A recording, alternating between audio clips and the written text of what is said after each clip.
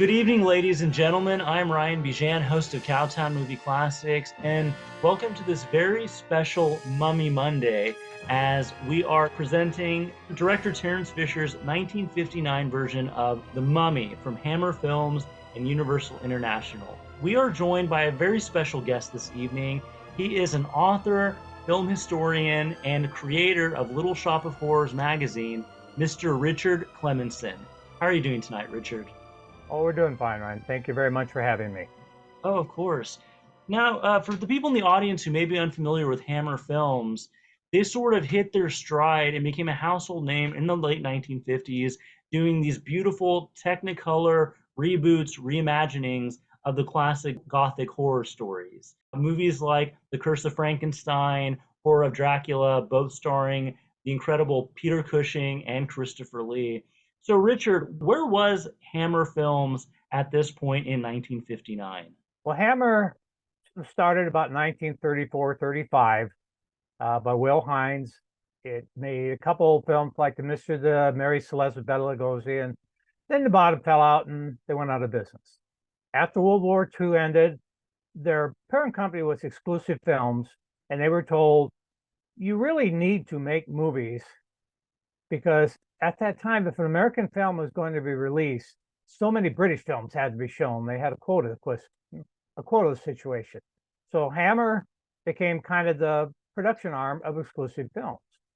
But by the end of 1954, all their black and white noir and comedies and that, which did get some release in America, things had changed. Television had come in. Hammer was kind of close to going out of business. Oh, And then wow. they hit with the Quatermass Experiment, which was a big hit. And they follow up, but then Curse of Frankenstein, which they shot in late 56, was a monster hit. Nobody had seen anything like this in America. We were getting The Black Sleep and Frankenstein's Daughter, odd, cheap black and white stuff. Here was Cushing, Lee, color, cleavage, everything that nobody had seen anything like this. Mhm. Followed on, like you mentioned, for Dracula, which was another massive hit. And then that period, Columbia Pictures wanted the next Frankenstein, so they signed a deal with Hammer. They got Revenge of Frankenstein, and actually, from start of 58 to the end of 64, they released more Hammer films than any American company, including Universal International. Wow. But they had Revenge of Frankenstein, and United Artists released Hound of the Baskervilles. Paramount released The Man Who Could Cheat Death. So by early 59, Universal loved the deal they had going. Columbia, they tended to be more black and white, more serious subjects. They did do the Two Faces of Dr. Jekyll later on, which was not a hit, Mhm. but Hammer was really the top of their game. In 1959, it was horror films, comedies, uh, noir, detective thrillers like Hell is a City, and Yesterday's Enemy, which is a war film. Mhm. They were going great guns. Oh, yeah.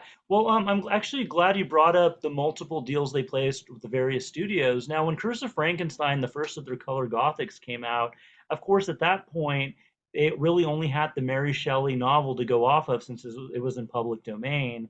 And at that point, they did not want to Universal didn't want them to infringe on their copyright, of course, of the iconic Frankenstein monster makeup. But that movie was such a huge hit. Universal opened the floodgates when it came to adapting their classic horror characters. Yeah, because Hammer did not initiate Curse of Frankenstein. That was by two men who became known for Amicus Films, which is Milton Subotsky and Max Rosenberg. Rosenberg was based out of New York, and to be honest, so is Subotsky. And they'd done some TV show for kids science. They'd done a rock and roll film, something like Rock, Rock, Rock, whatever. Well, they go to a man named Elliot Hyman, who ran Associated Artists, who had picked up the re-release rights for television to a lot of the older PRC monogram, in particular Warner Brothers film. And they said, well, we'd like to do a version of Frankenstein. And Subotsky's written one, like something like Frankenstein the Monster. And he said, well, you guys really have no experience. But I have this friend over in England who he knew through the Variety Club, it was a charity, but it was a hotbed of deal making. And he presented the deal to Hammer. Hammer didn't really want to do it. They were going to do it 3 weeks in black and white. Then they wrote their own scripts. Like you said, They couldn't step on the makeup, and there was only 3 days to design the makeup for Oh Christopher wow. Frankenstein. When you think of what Jack Pierce had to work with the Universal, Mhm. well, everybody wanted a piece of Hammer, particularly after Horror Dracula. Columbia bought into Bray Studios, which was the home for Hammer from like 1951 to 66, and everybody wanted a Hammer film. Remake one of ours, remake The Man at Half Moon Street, which is, The Man Who Cheated Death, Paramount. Mhm. Well, the Mummy's kind of a fascinating case because previously mentioned Dracula and Frankenstein were both based on very popular novels in the public domain.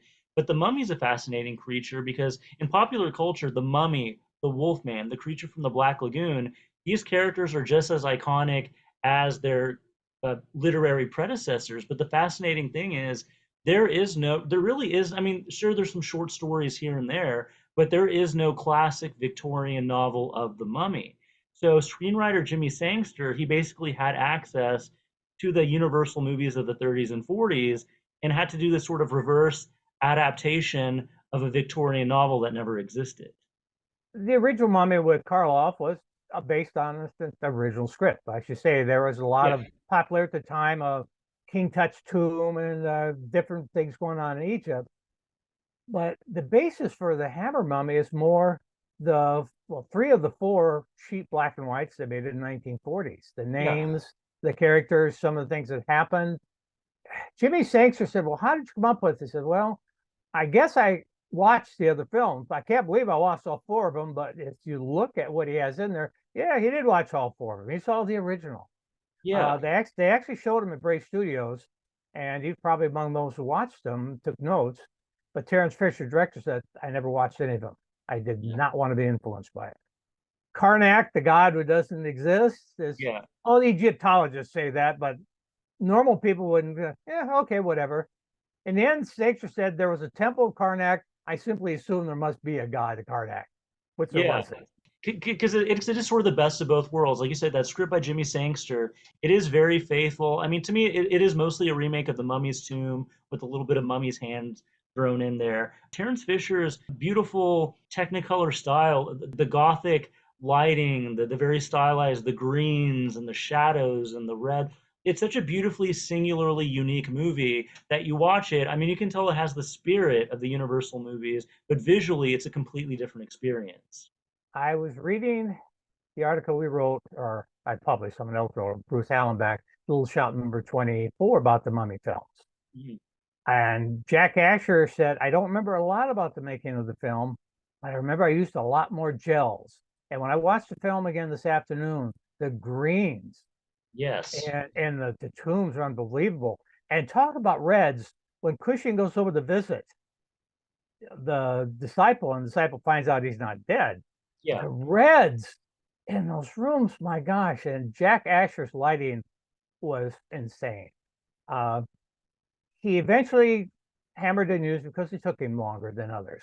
But that's because he was the best. Anthony Hines, who was the producer of most of these films, said he was our best. He simply was too slow. Oh But yeah. Fisher had some moves with the camera, which I hadn't noticed before. The mummy walking straight into the camera, his whole body, different angles.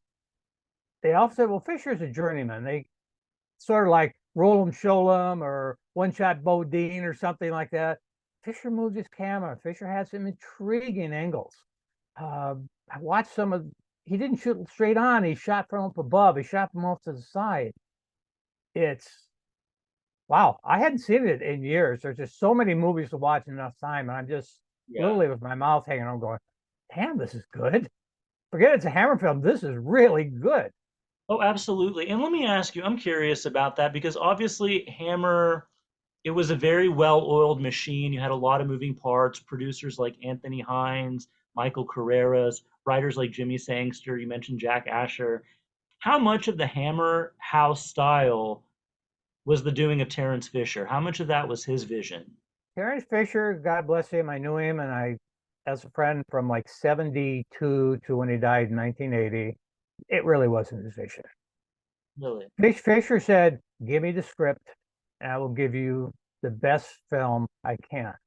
To me, the vision of Hammer is Anthony Hines, what he wanted to look, Jack Asher's incredible lighting, and most important of all, Bernard Robinson, the set designer. Yes. The Yeah. looks of those things. Once Fisher got in there, he thought he was giving Curse of Frankenstein because they owed him a film under contract because he had done dozens of black and white things for Hammer and exclusive in the 50s.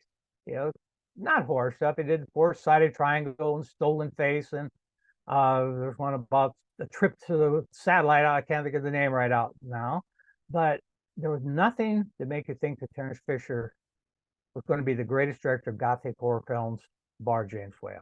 Sure. He told me once that I finally found what I was good at.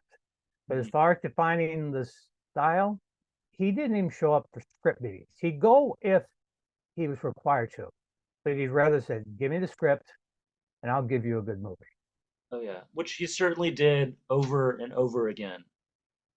Yeah, because they keep talking. Well, anybody else? You look at what he did. Mhm. It's this long list. Even his last film, Frankenstein: The Monster from Hell, working with no money, no sets, no nothing. What a beautiful, stylish movie, well acted, nicely photographed.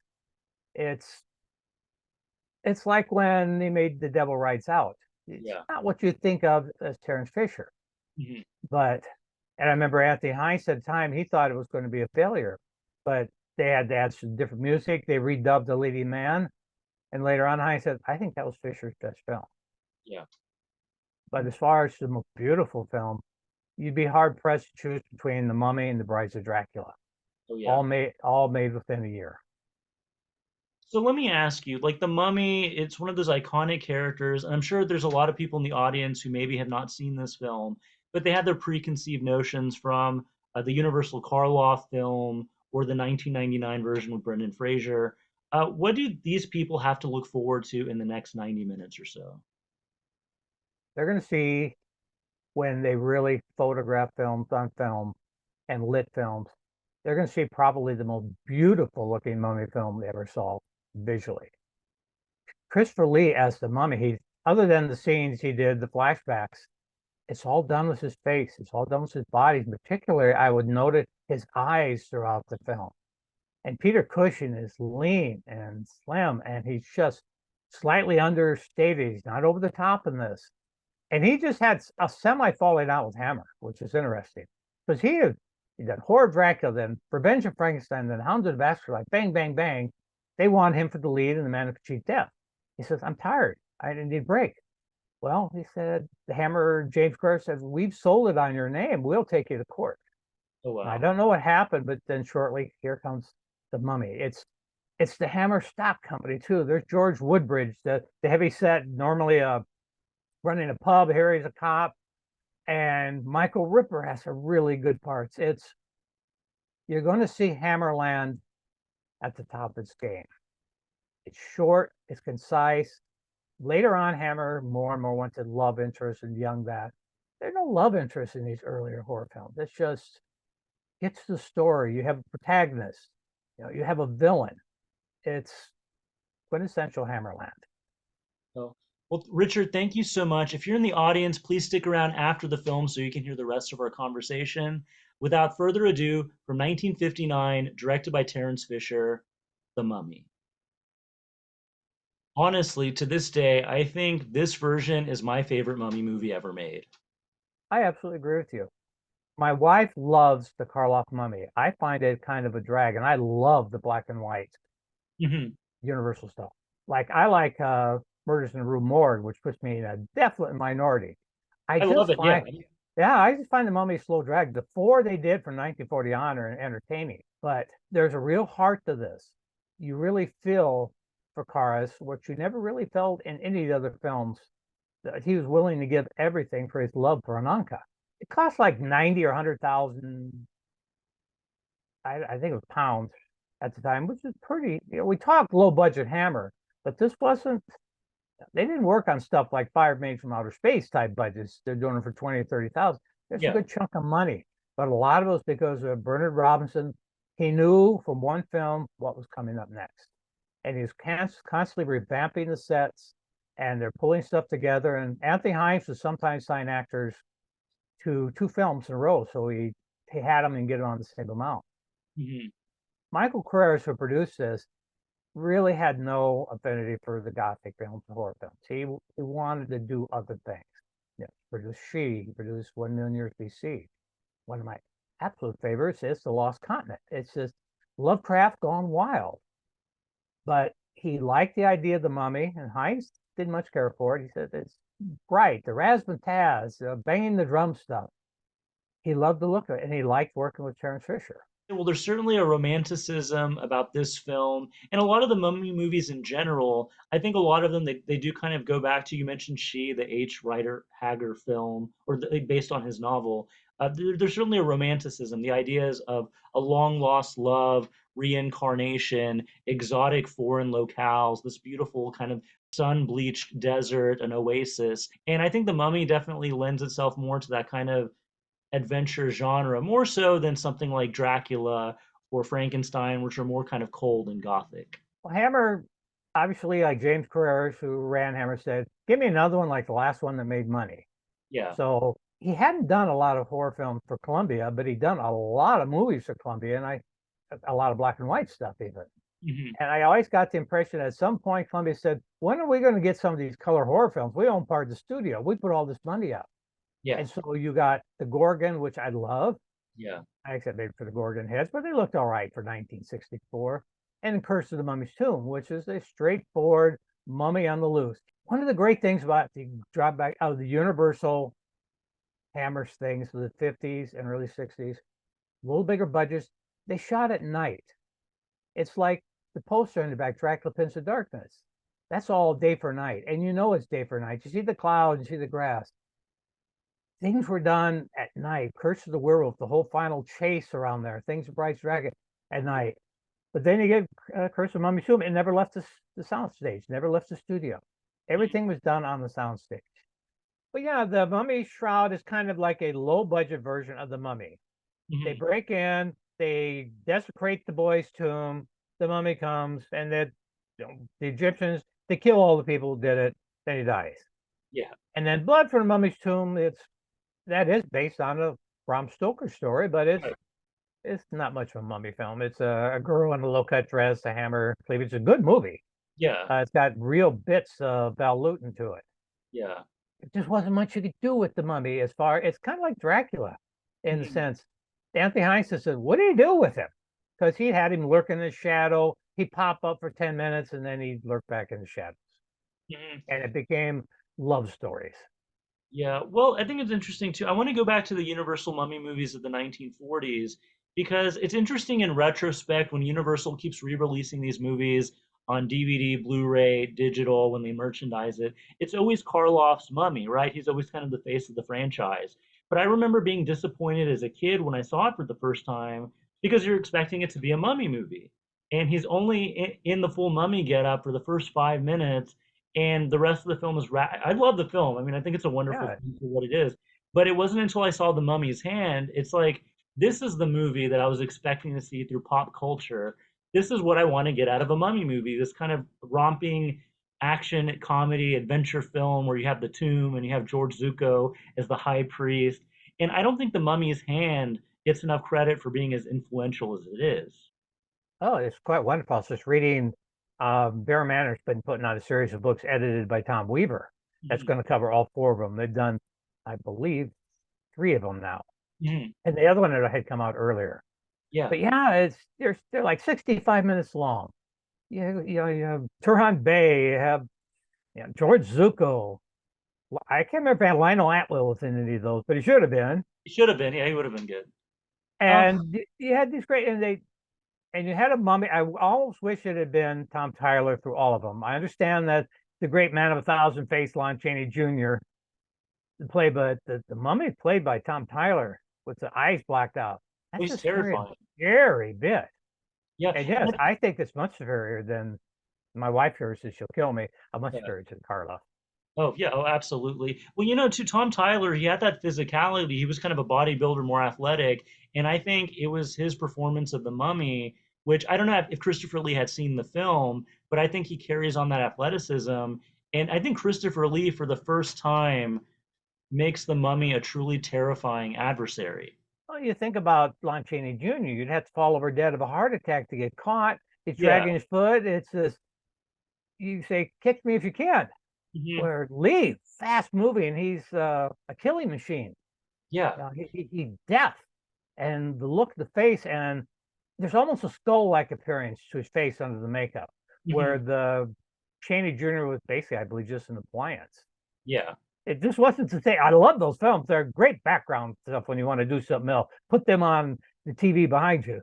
Well, yeah, like you said, Christopher Lee, he's a much more lethal figure. He's tall, he's lean, he's silent, but he gives such kind of a heartbreaking performance by just using his eyes. So it's a very well-rounded character. Oh, exactly. It's why when you get somebody like in Curse of the Mummy's Tomb, you've got a stunt man who Yeah. basically playing him, and he walks along, you hear the breathing. And again, you have the stunt man, Eddie Powell, who was Christopher Lee's double in The Mummy Shroud. Next issue, Little Shop of Horrors, coming out in about a week or so, Mhm. is going to be Evil of Frankenstein. Who did they use for the creature?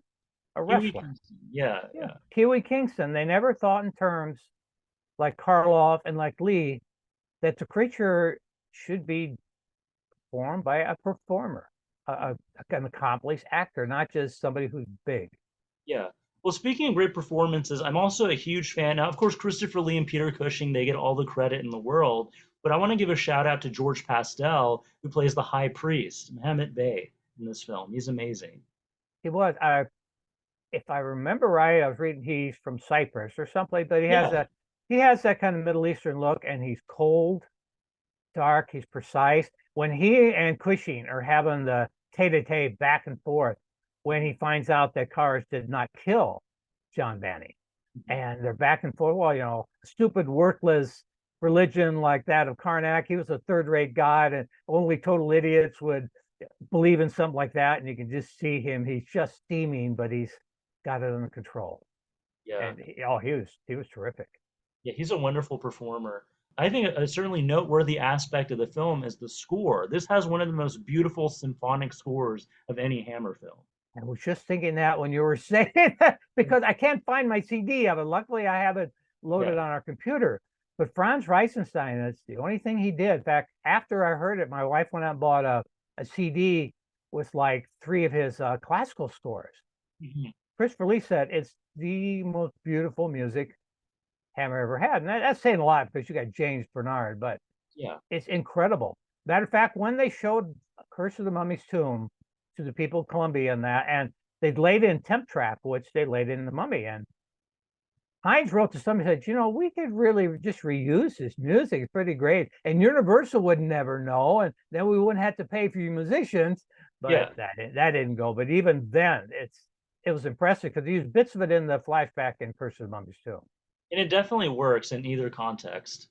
Well, it's like James Bernard said, why didn't you do Brides of Dracula? Why don't you this? Well, I can't do them all. And Bernard's a wonderful composer. He's a very busy composer. Says he has a lot of notes and stuff he does, but he's not right for every role. Yeah. And I just can't imagine anybody but Franz Reisenstein. Yeah. And a friend of mine owns the original Scroll of Life. He, Really. yeah, in '73, he went to visit the widow of Bernard Robinson, Margaret, Mhm. and he got some stuff from. She gave him the Scroll of Life. Oh, At wow. that time, nobody knew the kind of value stuff happened. It's like now with my collection, I'm giving things away. I don't want to end up in the dumpster when I kick the bucket Of because course. Yeah. my kids aren't going to want to watch it and want to Mhm. keep it. Everything kind of becomes a priceless treasure over time, and it certainly has value. But I was going to say, do you have any closing thoughts on the Mummy? Let's face it, you had the big three: Frankenstein, Dracula, and the Mummy. And a week ago, which I told you about, they did the Varsity Cinema here in Des Moines, show Curse of Frankenstein and or Dracula, and it was wonderful seeing it on a big screen. And as beautiful as they are, this is the most beautiful, the Mummy, most ornate, best dressed, perhaps best acted of any film Hammer ever did. Yes. Yeah. Everything works. When I'm looking at the credits, I said, my gosh, this is Hammer at its absolute top. Every person there. There's your camera operator, Len Harris, who started in the early 50s, and the focus puller, Harry Oakes. There's Roy Ashton. It's just, It's incredible that you would never have this again. By 61 or 62, it was all done. Uh, Yeah. with the possible exception of The Brides of Dracula, Hammer never topped it, period. Yeah. This is the golden era. Certainly. Well, Richard, do you have, you mentioned the next issue of Little Shop of Horrors coming out. Do you have any other projects we can look forward to? Well, unfortunately, I'm going to be folding Little Shop of Horrors. I just turned 76 in October 2nd. I have stacks of books I haven't read, movies I haven't watched. I got more of my life behind me in front of me. It's getting tougher to do. Yeah. Uh, this issue has The Haunting, which we have a really great in-depth making of, and Evil of Frankenstein, both of them 1963. Would have been an interesting double Oh, feature. yeah. But then next year we're going to do two issues. One issue will be Frankenstein, the Monster from Hell, and The Devil Rides Out. And we have an interview with Yvonne Romaine and John Russell, who played John Stearns in Witchfinder General. And the following issue, we're going to have a big feature on Gorgo, which is actually a British film shot, but the cover is going to be These Are the Damned, the Joseph Losey film, which never has got its due. It's a wonderful film. And the last issue will be in 2025, and that will be on the cover. Let's see, The Abominable Snowman and Horror of Frankenstein. Boy, talk about two things. Oh, yeah. After that, I plan to do a book, which will be my history, the history of the magazine, and that. But I've been at it since 1972. I had Oh, just wow. gotten out of the Army. I was a fresh face ex-GI. I discovered horror fanzines in 69. I wanted to be part of it. I kind of limped along doing it until I met my wife, Nancy. Yesterday was 22 years. And Congratulations. thank you. She loves the same stuff. She loves Christopher Lee, knew who Veronica Carlson was. Her favorite films like Rasputin the Mad Monk is her favorite Lee acting. And together we've done two issues a year. But all things come to an end, and we're going to go out on top. Well, it sounds like you've had a hell of a run. It's been fun. All right. Well, Richard Clemenson, thank you so much for your time. We certainly appreciate it. And thank you so much. I hope it goes over well because people are going to get a real damn thrill. This is good. I know it. All right. And for you in the audience, I hope you enjoyed the film. We'll see you this Wednesday at 8 p.m. with another special Hammer screening, The Curse of the Werewolf. Oh, Once yeah. again, my name is Ryan Bijan. We'll see you next time.